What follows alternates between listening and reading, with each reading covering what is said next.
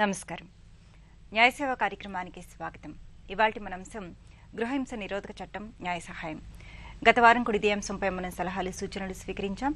ఈ వారం కూడా ఇదే అంశంపై మనకు అవగాహన కల్పించడానికి మనతో పాటు ఉన్నారు రంగారెడ్డి జిల్లా కుకట్పల్లి కోర్టు 8వ metropolitan magistrate Shri D Durgaprasad గారు, అలాగే స్వేచ్ఛారక్ష ఫౌండేషన్ వ్యవస్థాపకులు న్యాయవాది శ్రీ జి సుభాష్ చంద్రబోస్ గారు. వారిచ్చే విలువైన సలహాలు సూచనలు స్వీకరిద్దాం. జడ్జి గారు, గృహహింస నిరోధక చట్టంలో ఈ మధ్యకాలంలో వచ్చిన మార్పులు ఏంటి, అలాగే దీనివల్ల మహిళలకు కలిగే ప్రయోజనం ఏంటి? మేజర్ చేంజెస్ అయితే ఏం లేవండి గృహహింస చట్టంలో ఈ మధ్యకాలంలో. కాకపోతే ఏంటంటే ఇంతకుముందు agreed party women any male అని ఉండేది. ఇప్పుడైతే కనుక అత్తగారి ద్వారా కానీ వేరే లేకపోతే తోడికోళ్ళ ద్వారా కానీ ఎవరి ద్వారా కానీ ఏదైనా హింస కనుక జరిగితే కనుక గృహహింస చట్టం కింద కేసు నమోదు చేసని చెప్పింది. అలానే అత్తగారికి ఒకవేళ కోడల ద్వారా ఏమైనా ఇబ్బంది వచ్చినా సరే అత్తగారు కూడా కేసు నమోదు చేసుకోవచ్చు. కోడల మీద గృహహింస చట్టం కింద కేసు నమోదు చేసుకోవచ్చు. So previously it use to be only on male అని ఉండేది. దాన్ని కొంచెం చేంజ్ చేసి పెట్టారు. దీంతో పాటు ఇంకా యాజ్ యూజువల్ మిగతా రిలీఫ్స్ అన్ని మాత్రం అలానే ఉన్నాయి. 18, 19, 20, 21, 22 ఈ రిలీఫ్స్ అన్ని మాత్రం కామన్ గా అంతే ఉన్నాయి. వాటిలో పెద్ద చేంజెస్ ఏం లేవు. ఇప్పుడు గృహహింస నిరోధక చట్టం ప్రకారం ఇప్పుడు మెయింటెనెన్స్ పొందే వీలు కూడా ఉంటుందంటారా? సెక్షన్ 20 అదే చెప్తుంది. మెయింటెనెన్స్ దానికి మళ్ళీ సపరేట్ గా వేరే కేసు వేసుకోవాలి? ఏం అవసరం లేదు. సెక్షన్ 20 ఆల్రెడీ సెక్షన్ 12 పిటిషన్ కింద, సెక్షన్ 12 అంటారు ఫస్ట్. ఆ పిటిషన్ కింద ఈ రిలీఫ్స్ అని అడగచ్చు వాళ్ళు. 18, 19, 20, 21, 22 ఎన్ని అడుగుతానే అందులో ఫస్ట్ ఏంటంటే కేసు మొదలవగానే ఇంటరిమ్ రిలీఫ్ అని ఒకటి ఉంటుంది. అంటే సెక్షన్ 23 కింద వేస్తారు ఆ పిటిషన్. సో ఈ కేసు నడిచినంత కాలం అమ్మాయికి మెయింటెనెన్స్ అమౌంట్ ఇవ్వాలి. సో కోర్టు అది ఫస్ట్ పిటిషన్ వేయగానే కోర్టు దాన్ని హీరింగ్ వినేసి ఇద్దరు వాళ్ళ వాదనలు వినేసిన తర్వాత ఇమీడియట్ గా ఇంట్రీ మెయింటెనెన్స్ గ్రాంట్ చేయడం జరుగుతుంది. సో ఆ ఇంట్రీ మెయింటెనెన్స్ ఎలా ఉంటుందంటే కనుక తన భర్త దగ్గర తను ఉన్నప్పుడు తన పరిస్థితి ఎలా ఉంది, దాని ప్లస్ ఆ భర్త యొక్క ఇన్కమ్ ఇదంతా ఎలా ఉందో చూసుకుని అదే లెవెల్లో ఉండేటట్టు ఇస్తారు. సో దాంతో పాటు ఇంట్రీ మెయింటెనెన్స్ తో పాటు ఆమెకి షేర్డ్ హౌస్ హోల్డ్ కూడా ఇస్తారన్నమాట. అంటే తన అత్తగారి దగ్గర ఉన్నప్పుడు అయితే తన భర్త ఉన్నప్పుడు ఏ ఇంట్లో ఉన్నదో అక్కడన్నా ఇవ్వచ్చు, లేదా ఆల్టర్నేట్ గా రెంట్ అన్న ప్రొవైడ్ చేయాలి, లేదా ఆల్టర్నేట్ అకామిడేషన్ హస్బెండ్ ప్రొవైడ్ చేస్తాడు. సో ఈ రెండు ప్రొవైడ్ చేయడం, మెయింటెనెన్స్ అనేది ఈ రెండు ప్రొవైడ్ చేస్తారు. వీటిలో ఏది ఉల్లంఘించినా సరే, ఒకసారి కోర్టు ఇంట్రీ మెయింటెనెన్స్ గ్రాంట్ చేసినప్పుడు ఉల్లంఘించినా సరే 125 క్లాస్ 3 కింద పిటిషన్ వేసుకుంటారు. ఆ పిటిషన్ వేసుకున్న తర్వాత ఇమీడియట్ గా కోర్టు తనకు మళ్ళీ నోటీస్ ఇచ్చి నువ్వు ఎందుకు కట్టట్లేదని చెప్పేసి అడిగి తన గనక ఉద్దేశపూర్వకంగా కట్టపోతే గనక, ఇంటెన్షనల్ గా పే చేయకపోతే గనక కోర్టు తనని సివిల్ ఇంప్రిజన్మెంట్ పంపిస్తుంది. సో సివిల్ ఇంప్రిజన్మెంట్ పంపించినంత మాత్రాన ఆ డబ్బులు మాఫీ అయిపోతాయంటే అది కాదు. ఆ మెయింటెనెన్స్ అలానే ఉంటుంది. తన జైలు నుంచి వచ్చిన తర్వాత కూడా మళ్ళీ ఆ డబ్బులు కట్టాల్సింది తనకి. సో ఈ విధంగా స్త్రీకి కేసు నడిచినంతసేపు మెయింటెనెన్స్ ఇస్తాము. కేసు అయిపోయిన తర్వాత కూడా మళ్ళీ మెయింటెనెన్స్ ప్లస్ కాంపన్సేషన్ ప్లస్ తనకి ప్రొటెక్షన్ ప్లస్ తనకి చిల్డ్రన్స్ ఏమైనా తన కస్టడీకి ఇవ్వడం కానీ అండ్ తనకి షేర్డ్ హౌస్ హోల్డ్ కానీ లేకపోతే ఆల్టర్నేట్ అకామిడేషన్ కానీ ప్రొవైడ్ చేయమని ఇస్తాం. కాకపోతే ఎన్ని రిలీఫ్స్ ఉన్నాయి కానీ ఆడపిల్ల తనకు జరిగిన బాధను కోర్టుకు వచ్చి ప్రూవ్ చేయాలి. ఏదో రిలీఫ్స్ ఉన్నాయి కదా నేను పిటిషన్ వేస్తే నాకు ఇవ్వట్లేదంటే కాదు. తనకి ఏ విధంగా అయితే బాధ పెట్టారు, ఫర్ ఎగ్జాంపుల్ గృహహింస చేసినప్పుడు తన గాయాలు ఏమైనా అయితే మెడికల్ సర్టిఫికేట్స్ పెట్టాలి, లేకపోతే నీ గృహహింస ఎప్పుడో జరిగింది ఇప్పుడు దాకా నువ్వు ఎందుకు రియాక్ట్ అవ్వలేదు అన్నది కోర్టుకు ప్రూవ్ చేయాలి. అసలు నువ్వు ఏమేమి ఎఫర్ట్స్ పెట్టావు, నువ్వు నీ భర్తతో రీయూనియన్ అవడానికి ఏమైనా ఎఫర్ట్స్ పెట్టావు లేదా ప్రూవ్ చేయాలి. ఎన్ని డాక్యుమెంటరీ ఎవిడెన్స్, చాలా వరకు డాక్యుమెంటరీ ఎవిడెన్స్ ప్రూవ్ చేయాల్సి వస్తుంది. కొన్ని మాత్రము డాక్యుమెంటరీ ఎవిడెన్స్ లేకపోయినా పర్లేదు, ఎందుకంటే కొన్ని ఓవరాల్ గా జరుగుతూ ఉంటాయి. ఇప్పుడు అబ్యూజ్ ఇలాంటివి ఓవరాల్ గా జరుగుతూ ఉంటాయి. అలాంటి మాత్రం డాక్యుమెంటరీ ఎవిడెన్స్ లేకపోయినా కోర్టు నమ్మిద్ది. కానీ నేను 10 లక్షల కట్నం ఇచ్చాను, 20 లక్షల కట్నం ఇచ్చాను, ఒకప్పుడంటే వేరు. పాత రోజుల్లో ఎలా అంటే కనుక కట్న కానుకలు ఏది ఇచ్చినా డాక్యుమెంటరీ ఎవిడెన్స్ ఉండేది కాదు. బట్ ఇప్పుడు ఎవ్రీథింగ్ ఈజ్ ఆన్లైన్. ఈవెన్ ఆడపిల్లలు కూడా కట్న కానుకలు ఏదైనా ఇచ్చినా సరే ఆన్లైన్ గా ఇస్తున్నారు. ఒకవేళ కట్నం రూపంలో ఇచ్చింది కూడా ఆన్లైన్ లేకపోయినా, రికార్డు లేకపోయినా పర్లేదు, కానీ అట్లీస్ట్ మనం కొన్న బట్టలు, పెళ్లికి కొన్న బట్టలు కానీ ఇలాంటివన్నీ రిసిప్ట్స్ లేకపోతే ఫంక్షన్ హాల్స్ లో పెట్టిన వాటికి ఆ డాక్యుమెంటరీ ఎవిడెన్స్ ప్రూవ్ చేయాలి. అంతేగాని వేగ్గా కోర్టుకు వచ్చేసి మేము ₹1 కోటి ఖర్చు పెట్టేశాము లేకపోతే ₹10 కోట్ల కట్నం ఇచ్చాము మాకు ఇంత ఇప్పించండి అది ఇది అంటే మాత్రము అది కోర్టులో సక్సెస్ అవడానికి తక్కువ ఉంటుంది ఆస్కారము.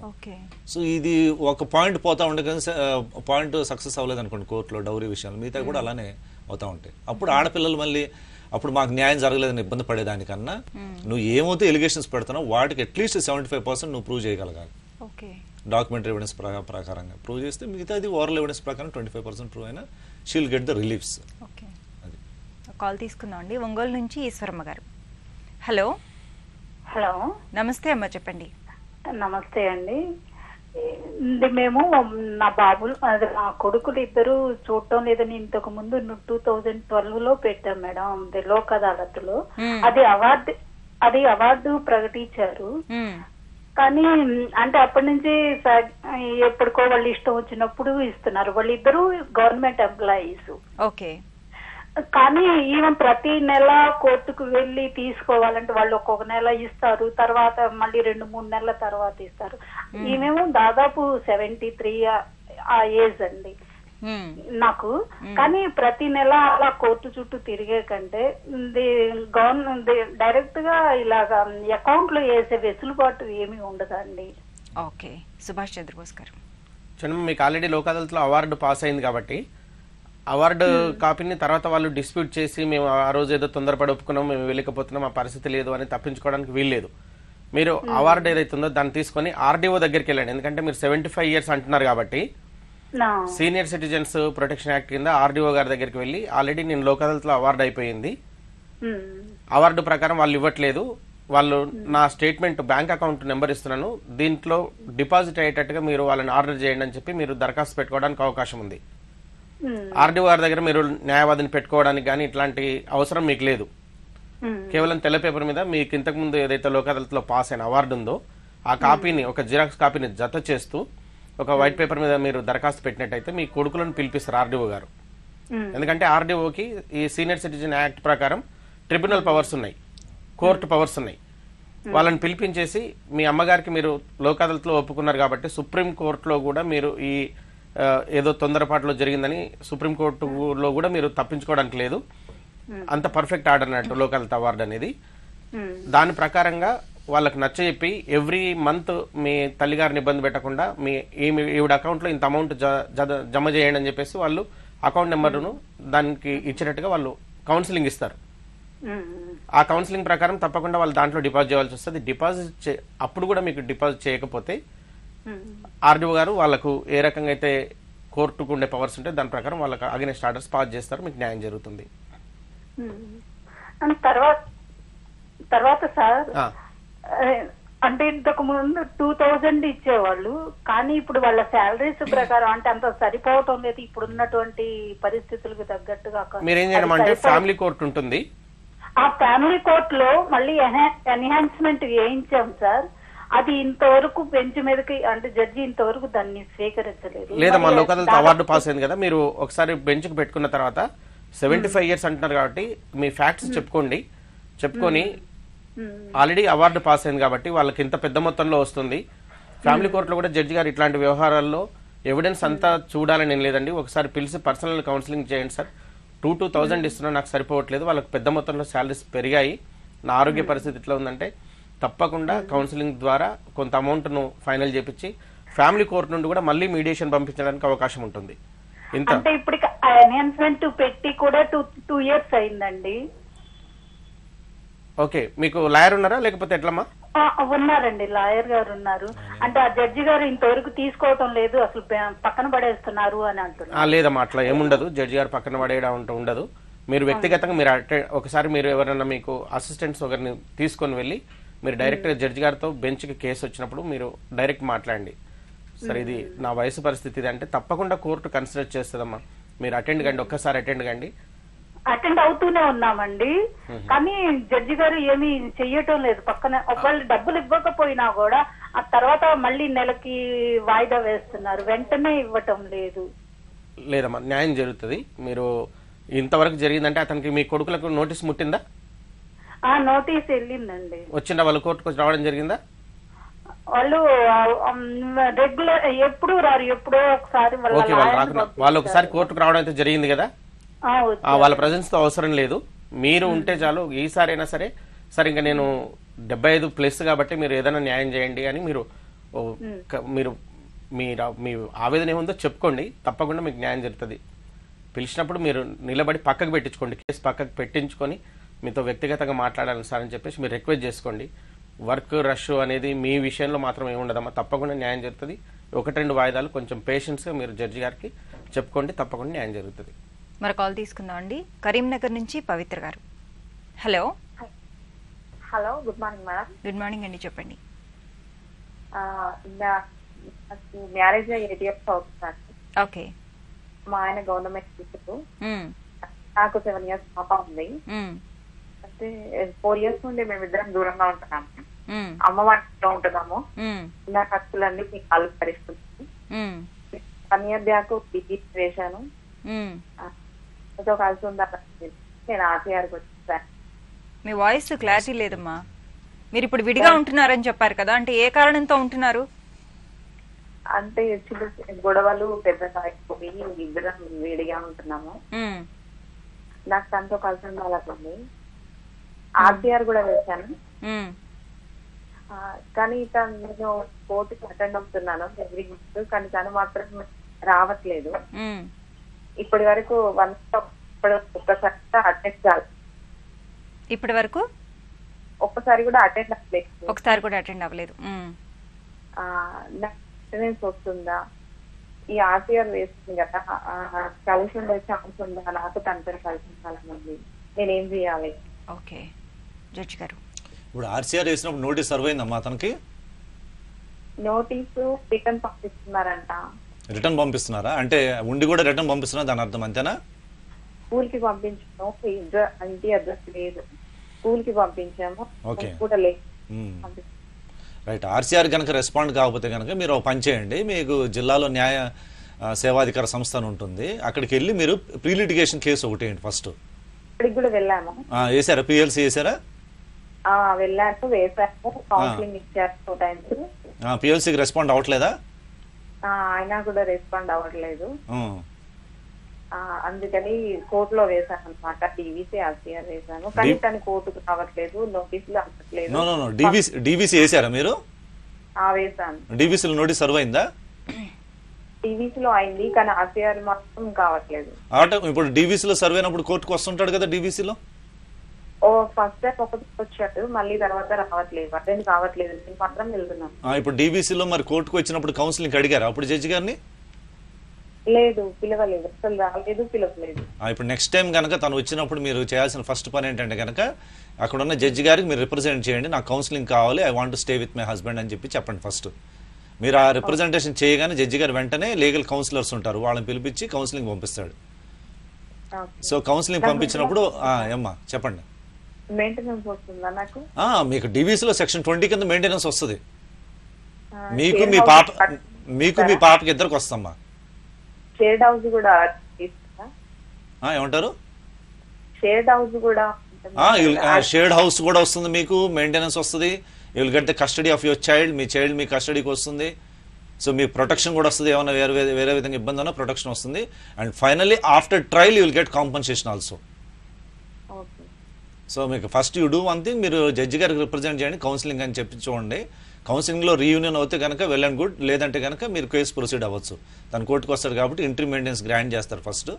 ఇంట్రీ మెయింటెనెన్స్ గ్రాంట్ చేసిన తర్వాత మిగతా అన్ని ఆఫ్టర్ ఎడ్యుకేషన్ అంటే కేసు ట్రయల్ చేసిన తర్వాత మిగతా మీరు పెట్టుకున్న సాక్ష్యాన్ని బట్టి మీకు మిగతా రిలీఫ్స్ వస్తాయి లేదా అన్నది అప్పుడు కోర్టు డిసైడ్ చేస్తుంది. సార్ డైవర్స్ చేశాడు, అయితే నాకు ఇష్టం లేకుండా డైవర్స్ వస్తుంది. నో ఇష్టం లేకుండా డైవర్స్ ఉండదు. డైవర్స్ ఇష్టం కంటెస్ట్ చేయాలి, దాన్ని మీరు కంటెస్ట్ చేస్తే కనుక ఆన్ మెరిట్స్ వస్తుంది. అంటే తను మీ మీద పెట్టే ఎలిగేషన్స్ అన్ని తను ప్రూవ్ చేయగలగాలి కోర్టులో. ప్రూవ్ చేయగలిగితే అప్పుడు మీకు ఇష్టం ఉన్నా లేకపోయినా కనుక అప్పుడు కోర్టు డిసైడ్ చేస్తుంది.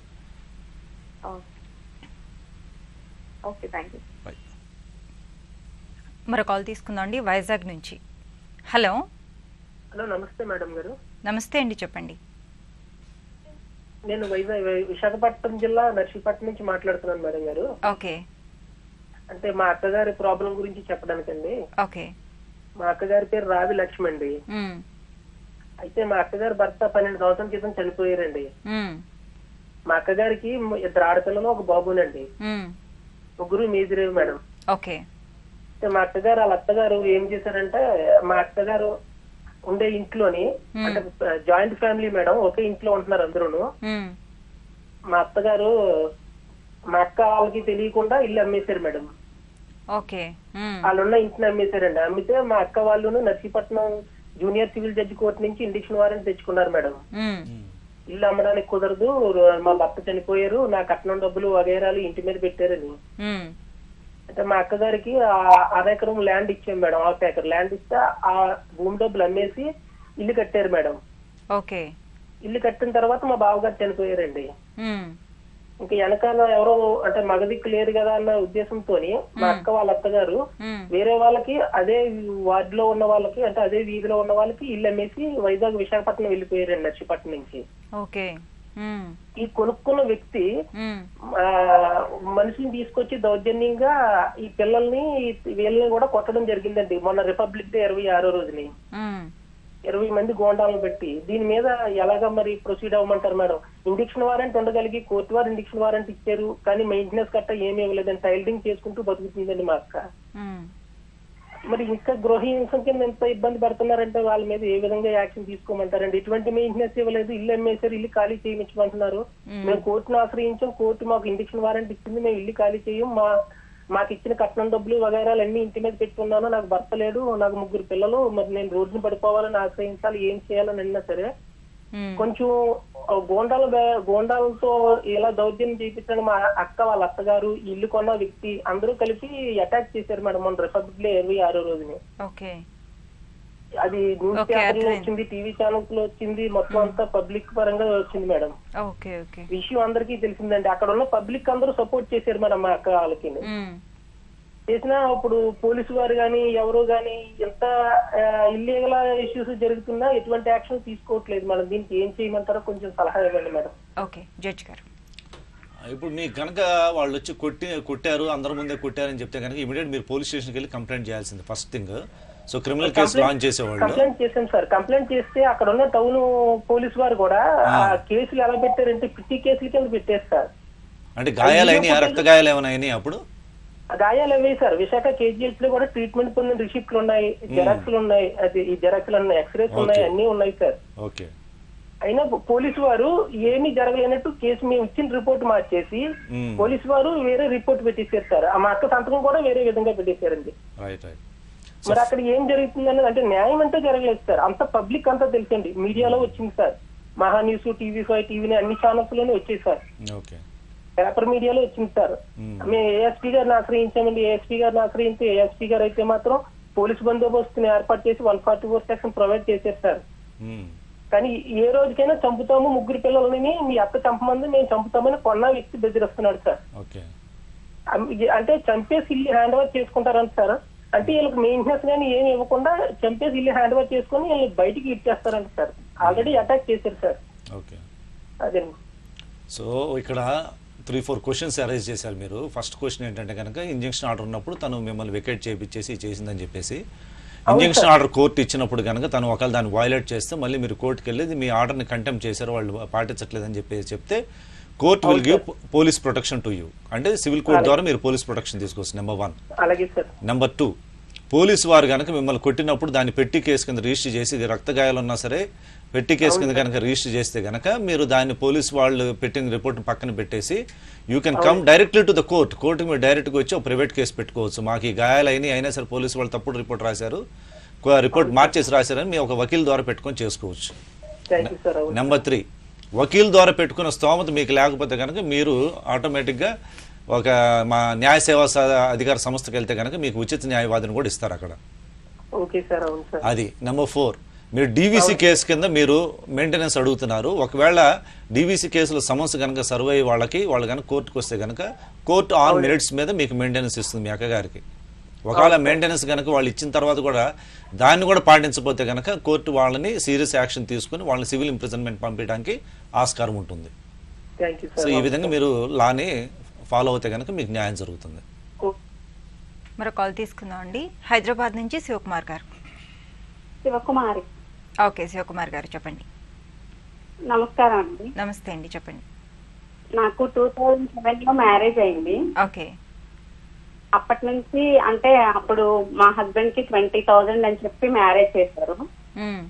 2.5 lakhs ఇచ్చాము అమ్మ వాళ్ళు. అయితే అక్కడ వచ్చేసరికి 8,000 మా హస్బెండ్ కి జాబ్ పక్కకు పెట్టేశారు మమ్మల్ని. మేము వచ్చేసి సిటీలో హైదరాబాద్ కి వచ్చేసి ఫ్యామిలీ పెట్టాము. ఇప్పుడు 8 months బ్యాక్ మా అత్తగారు చనిపోయారండి. అది ఫైనాన్షియల్ గా ప్రాబ్లం ఉంది కదా, సో మా ప్రాపర్టీ కోసమని మేము వెళ్ళాము. వెళ్తే మా తోటి కోడలు మరి మామయ్య వీళ్ళంతా కొట్టడానికి, పిల్లల్ని చంపుతామని బెదిరింపు కాల్స్ చేయడం, ఈ రకంగా ఇబ్బంది పెడుతున్నారండి. అయితే ఆ టైంలో పెట్టిన రోజు మేము కేసు పెట్టలేకపోయాము, అంటే పెద్ద మనుషుల ద్వారా చూసుకుంటున్నాం అనేసి. తర్వాత కోర్టుకి వెళ్ళి కోర్టు నుంచి పర్మిషన్ తీసుకుని కేసు ఫైల్ చేయించాం. ఎఫ్ఐఆర్ ఫైల్ అయింది ప్రెజెంట్. అయితే ఇంట్లో అప్పు ఉంది, అవుంది, ఇవి ఉంది అంటున్నారు తప్ప నాకు వచ్చే మార్గం మాత్రం కనిపించట్లేదండి. ఓకే, న్యాయంగా అయితే నాకు ఇచ్చేలాగా లేరు. ప్లస్ నేను వెళ్ళి స్టేషన్కి వెళ్ళి వచ్చిన రోజు నాకు వెంటనే ఫోన్లు చేస్తున్నారు చంపేస్తామంటూ. సో నాకు ఎక్కడ న్యాయం జరుగుతుందో అర్థం కావట్లేదు. సుభాష్ చంద్రబోస్ గారు, చిన్నమ్మ మీకు అత్తమామ ఇద్దరు లేరమ్మా? మామయ్య ఉన్నారండి, ఆయనకి 3-4 years బ్యాక్ పెరాలసిస్ వచ్చింది. అత్తగారు మాత్రం చనిపోయారు. అత్తగారు మాత్రం 6 months అవుతుంది చనిపోయారు. మీ మామగారి పేరు ఆస్తి తను స్వార్జితమా లేకపోతే తనకు వారసత్వం వచ్చిందా?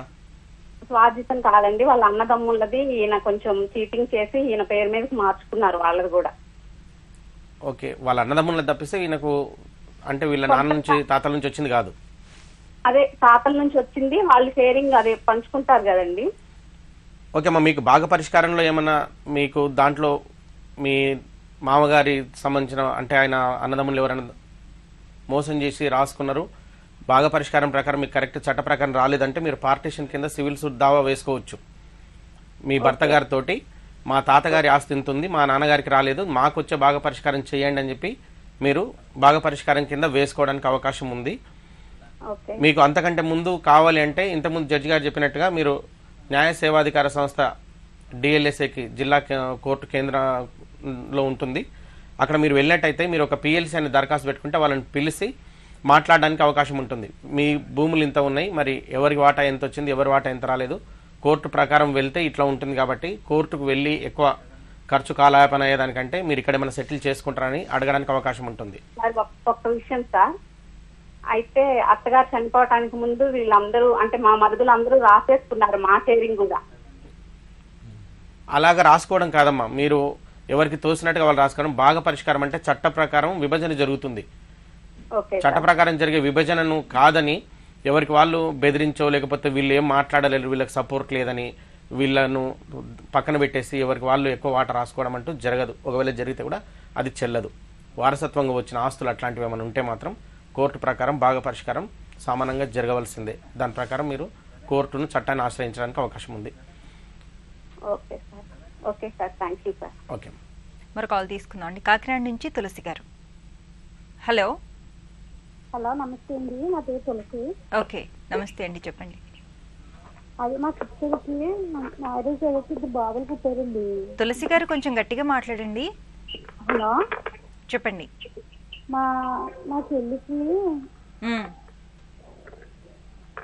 2 బాబులు ఉన్నారండి. ఆవిడకి మేము సెకండ్ మ్యారేజ్. తులసి గారు కొంచెం గట్టిగా మాట్లాడాలండి. హలో, చెప్పండి. అదే మా చెల్లికి 2 మళ్ళీ సెకండ్ మ్యారేజ్ చేసేయండి. మీ చెల్లికి 2 పిల్లల తర్వాత మళ్ళీ పెళ్లి చేశారా అండి? తన husband first husband heart attack వచ్చి చనిపోయారండి. చనిపోవడంలో మా చెల్లికి మళ్ళీ పెళ్లి చేసి ఇస్తే మా పిల్లల ప్రాపర్టీ వాళ్ళ తల్లి వాళ్ళ తాతగారు వాళ్ళు ఏమి ఇవ్వట్లేదండి. పిల్లలు ఎక్కడున్నారమ్మా? పిల్లలు మా చెల్లి దగ్గరే ఉన్నారండి. ఓకే, అదేంటి వాళ్ళకి ఏమైనా ప్రాపర్టీ అసలు ఏమి పిల్లలకి ఫీజులు కానీ వీటికి డబ్బులు కూడా ఏమి ఇవ్వట్లేదండి. వాళ్ళ తాతగారి పేరు 4 ఎకరాల భూమి ఉందండి. ఓకే, ఆ భూమి ఉండడం వల్ల కూడా పిల్లలకి ఏమి 6 ఎకరాలు ఇచ్చాను. పెద్దలు తులసి గారు వినండి, అర్థమైంది. ఓకే అమ్మా, మీ చెల్లి గారి ఫస్ట్ భర్త ద్వారా మీకు మీ చెల్లి గారికి ఉన్న పిల్లలకి వాళ్ళ తాత ఆస్తి ఏమైనా ఉంటే కనుక ఆటోమేటిక్గా సంక్రమిస్తుంది. ఆ ప్రాబ్లం ఏం లేదు. ఒకవేళ వాళ్ళు ఇవ్వకుండా ఏదైనా మీకు ఇబ్బంది పెట్టినా సరే మీరు కోర్టుని ఆశ్రయిస్తే కనుక మీకు ప్రాపర్టీ షేర్ వస్తుంది. మీ 2 పిల్లలకి వస్తుంది, మీ చెల్లి గారి 2 పిల్లలకి. ఆ ప్రాబ్లం అయితే ఏం లేదమ్మా. మీరు కోర్టుని ఒకవేళ వాళ్ళు కనుక ప్రాపర్టీ భాగస్వామ్యం ఇవ్వకుండా ఏదైనా చేస్తే కనుక మీరు కోర్టుని ఆశ్రయించాలి. సివిల్ కోర్టు కనుక మీరు అప్రోచ్ అవుతే మీకు ఆటోమేటిక్గా మీకు మీ పిల్లలకి రావాల్సిన షేర్ కంపల్సరీగా వస్తుంది. దానిలో మీరు భయపడాల్సిన అవసరం లేదు. మరి కాల్ తీసుకుందాం అండి. హలో. హలో, నమస్తే అమ్మా, చెప్పండి. నమస్కారం అండి, నా పేరు ప్రీతి అండి. ఓకే, యాక్చువల్గా మేము 2012లో లవ్ మ్యారేజ్ చేసుకున్నాము. కొద్దినాళ్ళు బాగానే ఉన్నాం, ఒక 1.5 year వరకు బాగానే ఉన్నాము. ఆ తర్వాత నుంచి గొడవలు స్టార్ట్ అయినాయి. వాళ్ళ మమ్మీ గొడవలు పెట్టడం, ప్రతి దానికి నా మీద నిందలు చూపించి కొట్టించడం. మా ఆయన కొంచెం డ్రింకర్ అనమాట. అయితే తర్వాత గొడవలు పడి పోలీస్ స్టేషన్ కూడా వెళ్ళాను. వెళ్ళిన తర్వాత వాళ్ళు అన్నారు, నీకు ఒక అలా వద్దు అనుకుంటామా, నువ్వు కేసు వెయ్యి అన్నారు. నేను ఎన్నిసార్లు వెళ్ళినా కౌన్సిలింగ్ ఇప్పించాను కానీ ఎప్పుడు కేసు పెట్టలేదు. ఒక 3-4 times కూడా కౌన్సిలింగ్ ఇప్పించాం కానీ ఏం ఫలితం లేదండి. ఇప్పుడు నేను 7 months నుంచి నేను మా మమ్మీ వాళ్ళ ఇంటి దగ్గర ఉంటున్నాను. తన దగ్గర నుంచి ఎటువంటి రిప్లై అయితే రావట్లేదు, కలుసుందాం అలా అనేసి ఏమీ చెప్పట్లేదండి. మా అత్తయ్య మాత్రం మరి ఏంటి లైఫ్ అంతా ఇంతేనా అది అని కూడా అడగట్లేదు. లవ్ మ్యారేజ్ చేసుకున్నాం, ఇప్పుడు పెద్దలు ఎవరికి ఇష్టం లేకుండా చేసుకున్నాం మేము. మరి ఇప్పుడు నాకు ఒక పాప, 6 years పాపకి. ఏం చేయాలో అర్థం కావట్లేదు నాకు. మీ హస్బెండ్ కి ఒకసారి కాల్ చేసి చూసారా మీరు? కాల్ చేసి మాట్లాడతారు, పాపతో మాట్లాడుకుంటారండి. కానీ రమ్మంటున్నారు, రా నువ్వైతే రా అంటున్నారు కానీ ఎప్పుడు వెళ్ళినా గొడవలు పడి బయటికి పంపించడమే అవుతుంది. ఎప్పుడు ఒక్క రోజు కాదు 2 సార్లు కాదు, నాకు పెళ్ళై 8 సంవత్సరాల నుంచి ఇదే ప్రాబ్లం. ఓకే, ఉండాలనుకుంటున్నారా లేదా? మీరు మీ వారితో కలిసి ఉండాలనుకుంటున్నారా అండి? కలిసి ఉండాలనుకుంటున్నాను కానీ వాళ్ళ అమ్మ మాట విని గొడవలు పడుతున్నారండి, కొట్టడం. అదే విషయం మీరు మీ హస్బెండ్ తో డిస్కస్ చేశారా? అయిపోయిందండి, ఆల్రెడీ డిస్కషన్ చేశానండి. ఓకే, ఇప్పుడు ఏమనుకుంటున్నారు? కూడా వెళ్ళామండి మేము, జీడిమెట్ల పోలీస్ స్టేషన్ లో కౌన్సిలింగ్ కూడా వెళ్ళాను. కానీ వాళ్ళు అన్నారు, ఒకవేళ అమ్మ నువ్వు కేసు పెట్టమ్మా, వీళ్ళు వినేటట్లేరు అని చెప్పారు. ఆల్రెడీ వాళ్ళే చెప్పారు నాకు, వీళ్ళు ఇద్దరు తల్లి కొడుకు వినేలా లేరండి, మీరు వెళ్ళి జస్ట్ కేసు పెట్టండి అంటే. నేను కేసు పెట్టడానికి ఎందుకంటే కేసు పెడితే మొత్తం వద్దు అనుకున్నప్పుడు కేసు పెట్టాలి కదండి, అని నేనేం కేసు పెట్టలేదండి. ఓకే, మీరు మాత్రం కలిసి ఉండాలనుకుంటున్నారు అంతే కదా? కలిసి ఉండాలండి, నా భర్త నాకు కావాలండి. ఓకే, సుభాష్ చంద్రబోస్ గారు చూడండి, మా కేసు పెడితే వద్దు అనుకుంటేనే కేసు పెట్టాలనేది అది అట్లాంటిది ఏం హార్డ్ కోర్ రూల్ ఏం లేదమ్మా. మీరు ఏదైనా పోలీస్ స్టేషన్లో వాళ్ళ మీద కేసు పెట్టి వీళ్ళను శిక్షించాలి అనే ఉద్దేశం మీద మీరు పోలీస్ స్టేషన్ వెళ్ళి కేసు పెట్టాలని మీరు అనుకోవట్లేదు. మీరు అనుకుంటున్నది ఏంటంటే, మీకు ఒక పాప ఉంది, మీరు మీ పెళ్ళైన తర్వాత కూడా మీరు తల్లిదండ్రుల మీద ఆధారపడి ఇబ్బంది పడుతున్నారు అనే దాన్ని మీది మెయిన్ క్వశ్చన్. దీనికి మీరు గృహహింస కింద కేసు పెట్టండి. డొమెస్టిక్ వైలెన్స్ చట్ట ప్రకారం, అంటే మహిళలకు ఈ గృహహింస నుండి ఏదైతే రక్షణ చట్టం ఉందో దాని ప్రకారం మీరు కేసు పెట్టుకోండి. ఇది దీంట్లో అరెస్ట్ అనేది ఉండదు, దీంట్లో వాళ్ళకి ఏదో శిక్ష పడత అనేది ఉండదు. కాకపోతే మీకు ఖచ్చితంగా మెయింటెనెన్స్ అంటూ వస్తుంది. మీ భర్త గారికి తన మీద ఏమైనా ఆస్తుంటే దీంట్లో షేర్డ్ మీరు అదే ఇంట్లో ఉండడానికి అవకాశం ఉంటుంది. ఆల్టర్నేట్ అకామిడేషన్ ప్రొవైడ్ చేయడానికి ఉంటుంది. మీకు మీ పాపకి హెల్త్ పరంగా ఏమైనా ఇబ్బందులైనా హాస్పిటల్ ఎక్స్పెండిచర్ మొత్తం వాళ్ళ దగ్గర నుంచి ఇప్పించడానికి కూడా కోర్టుకి అనుమతి ఆ పరిధులు ఉన్నాయి. మీరు గృహహింస కింద కేసు పెట్టుకోండి అమ్మా. 181 కాల్ చేసి సఖీ 1 స్టాప్ హెల్ప్ లైన్ ఉంది, ఆ సర్వీస్ సెంటర్కి అక్కడ వెళ్ళండి. మీరు ప్రతి జిల్లా కోర్టు అంటే ప్రతి జిల్లా కేంద్రంలో ఉంటుంది, ఒక్కో జిల్లాకు ఒక్కొక్కటి. సఖీ సెంటర్కి వెళ్ళండి, 181కి ఫోన్ చేసి ఎక్కడ రమ్మంటారు మీరు వెళ్ళండి. ఏ జిల్లా మీది? ఇక్కడ హైటెక్ సిటీ అండి. Hitech city. ఓకే, మీరు రంగారెడ్డి కిందకి వస్తారమ్మా. అక్కడ మీరు వనస్థలిపూర్లో ఉంది సఖీ సెంటర్, అక్కడ వెళ్ళండి. అక్కడ వెళ్ళి మీరు దరఖాస్తు అంతా పెట్టినట్టయితే వాళ్ళు కోర్టుకి రిపోర్ట్, ఒక గృహహింస చట్టం ప్రకారం ఏదైతే నివేదిక ఇవ్వాలో డిఐఆర్ డొమెస్టిక్ ఇన్సిడెంటల్ రిపోర్ట్ అది ఇవ్వడం జరుగుతుంది. దాని ప్రకారం కోర్టు వాళ్ళు మీరు అప్రోచ్ అయిన తర్వాత, సఖీ సెంటర్కి అప్రోచ్ అయిన తర్వాత 2 నెలల్లో మీకు కోర్టుకి కేసు రావడం, అక్కడ నుంచి వాళ్ళకు ప్రతివాదులకి నోటీస్ పోవడం, మీ మెయింటెనెన్స్ 3 నెలల్లో మీకు మధ్యంతరంగా, అంటే కేసు పెండింగ్ ఉన్నంత వరకు వచ్చే మెయింటెనెన్స్ ఏదైతే ఉందో 3వ నెలల నుంచి మీరు అందుకోవడం జరుగుతుంది. పోవడం వల్ల, కేసు పెట్టడం వల్ల మీకు జీవితం నాశనం అవుతుంది మాత్రం మీరు అపోహలో ఉండొద్దు. చట్ట ప్రకారం మీకు అంటే సారీ, ఆల్రెడీ నేను పోలీస్ స్టేషన్ తీసుకెళ్ళడం వల్ల అది గొడవలు ఇంకా ఎక్కువైంది. నువ్వు నన్ను పోలీస్ స్టేషన్ తీసుకెళ్ళావు అని ఒక రీజన్, అది కేవలం రీజన్ మాత్రమే. మీరు తప్పకుండా గృహహింస ప్రకారం కేసు పెట్టండి, మీకు రిలీఫ్ అందుకోండి. అతను ఎస్కేప్ కావడానికి, తప్పించుకోవడానికి 100 చెప్తారు. మీరు డీవీసీ కేసుకు వచ్చినట్టయితే అది ఫ్యామిలీ వ్యవహారం కాబట్టి కోర్టు వారు మీకు ప్రీ లిటిగేషన్ అంటే వాళ్ళు మీకు కౌన్సిలింగ్ కూడా పంపిస్తారు. లేదంటే మీకు దగ్గరలో ఉన్న కోర్టులో మండల్ లీగల్ సర్వీసెస్ దగ్గర కూడా వెళ్ళడానికి కూకట్పల్లిలో ఉంటుంది మీ కోర్టు.